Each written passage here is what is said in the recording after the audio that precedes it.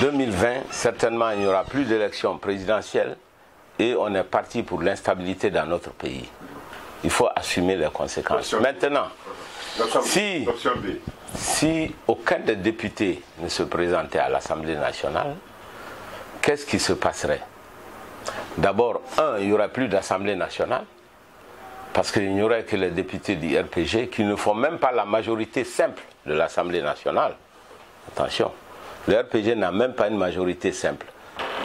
Le RPG arc-en-ciel est complété par les non-inscrits.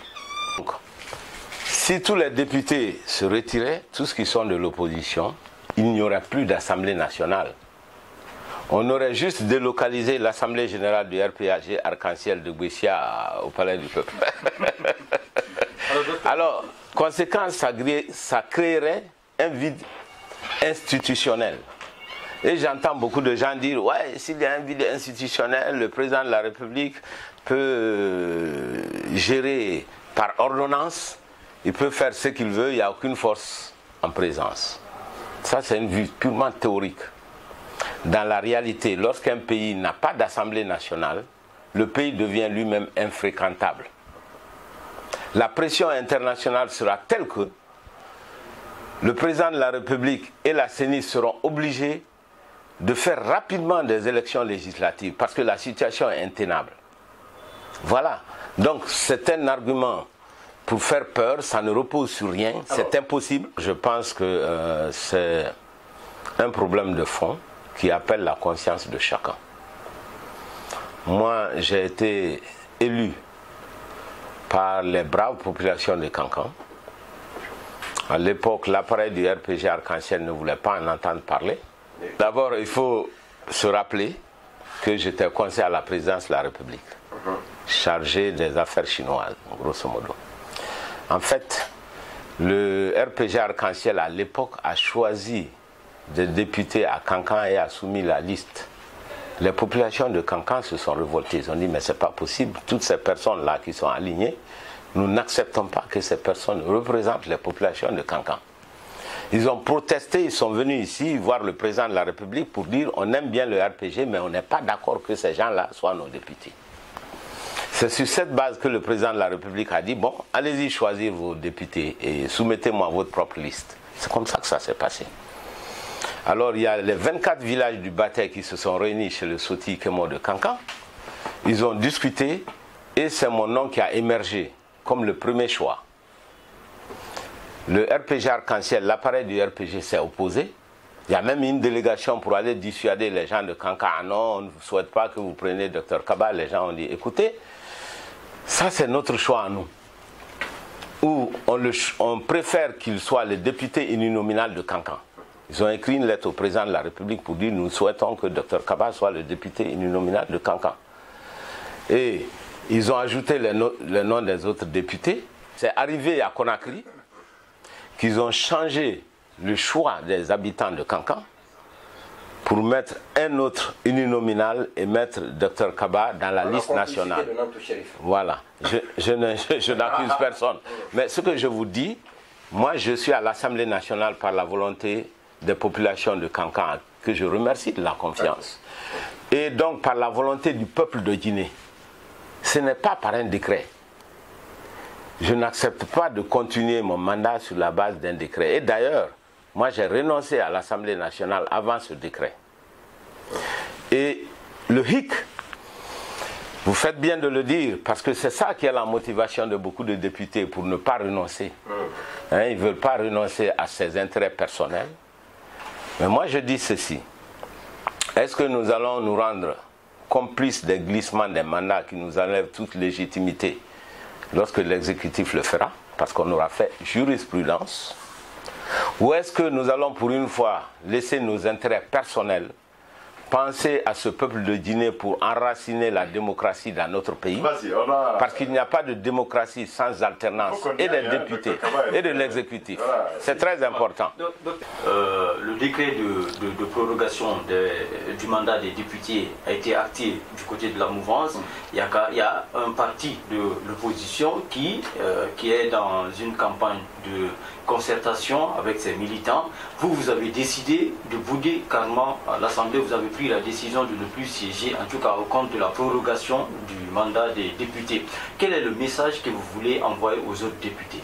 Le message que je veux envoyer est très simple. D'abord, ce n'est pas une décision individuelle, c'est une décision du PADES, puisque nous avons discuté avec les responsables de notre parti. Et tout le monde a estimé qu'il serait bon pour la Guinée de marquer le coup, de créer le vide institutionnel, de scandaliser, si vous voulez, pour amener le pouvoir à respecter les dates des différentes élections. C'est très important. Aujourd'hui, la question, elle est simple. Est-ce que nous allons renoncer à nos avantages personnels pour aider la démocratie dans notre pays? Oui ou non? Renoncer à l'Assemblée nationale, c'est mettre la pression sur le gouvernement au niveau international, c'est obliger à respecter les délais constitutionnels. Accepter de l'autre côté d'aller siéger à l'Assemblée nationale sur la base d'un décret, c'est renforcer l'exécutif, c'est être complice d'une prolongation de mandat dans le futur et qui nous enlève toute légitimité de parler. Évidemment, ça demande du courage politique, ça demande de renoncer à de l'argent et ce n'est pas donné à tout le monde. Alors, ce que je pose, docteur, est-ce que si vous étiez de l'autre côté encore, du côté du RPG Arc-en-Ciel, vous auriez eu cette position que vous avez maintenant? Moi, j'aide un pouvoir quand il veut enraciner la démocratie, quand il veut promouvoir le développement économique d'un pays. Il faut éviter de voir toujours la politique en termes de personnes. Vous êtes pour telle personne ou contre telle personne. Moi, je ne suis contre personne. Je suis pour la Guinée. Voilà.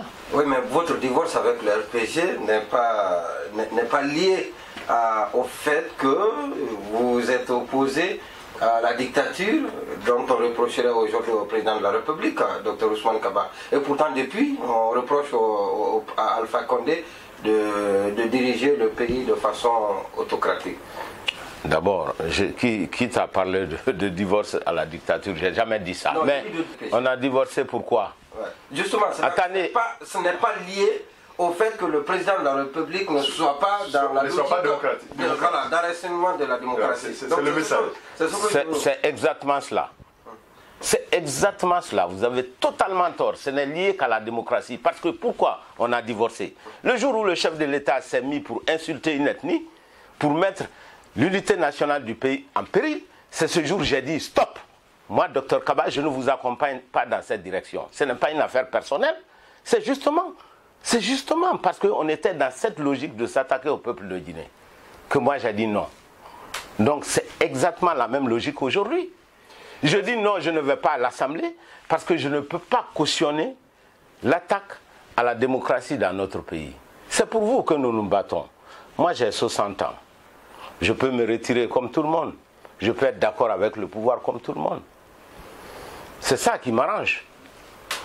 Mais quand quelqu'un a le courage de dire non, pour vous aider, vous, nouvelle génération, si vous n'êtes pas capable de voir ça, c'est la catastrophe pour notre pays. C'est pas qu'on n'est pas capable. Non mais attendez, moi, j'ai tout intérêt personnel à être d'accord avec le pouvoir. Je gagne tout à être d'accord avec le pouvoir. Mais pourquoi je me lève contre? Pourquoi je prends ce risque? Il y a des milliers de Guinéens qui sont plus intelligents, plus instruits que Dr Kaba. Il y a des milliers de Guinéens plus riches que Dr Kaba. Pourquoi les gens ne font pas ce genre de mouvement? Parce que c'est très risqué. Conquérir le pouvoir suprême, Dr Kaba, n'est-ce pas, pour essayer d'influencer la courbe des choses, la gouvernance, améliorer la gouvernance économique. C'est ça. Ce n'est même pas ça seulement. C'est pour sortir le pays du sous-développement. Ça, c'est mon travail. Moi, je suis un économiste. Mon travail, c'est de sortir la Guinée de la pauvreté.